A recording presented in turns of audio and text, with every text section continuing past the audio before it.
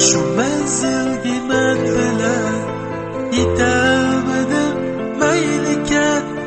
Meyliken cinim. Sözlörünge seni kütken idim sadakat. Yaman kündü derdimge yetemedim. Meyliken mende kalsın sadakat. Birelmezmen muhabbet. Ben sana teverim. Yürügümni ilipke cinim. Boşallık yok kalbimde, dertlerim var yeküde. Eslemler kalbimde, hem seni ilip gel. Meyli cinim kapıkte, meyli beni mecbur kıl. İgilmeymen hergiz bu, men gülüşü emesmen.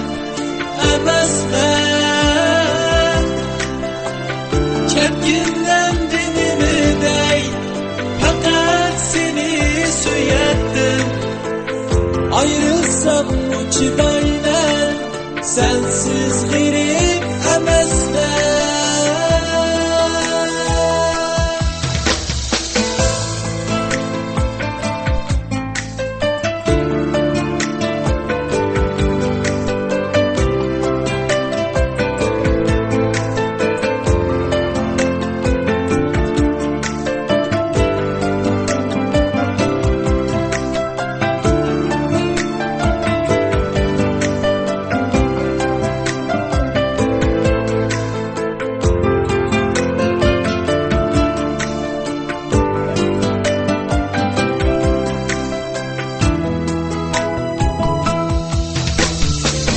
Meyli cinim katık de, meyli meni mecbur kıl.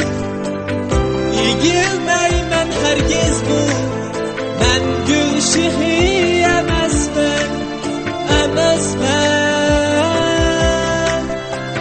Kepkinden dinimi dey, fakat seni söyettim.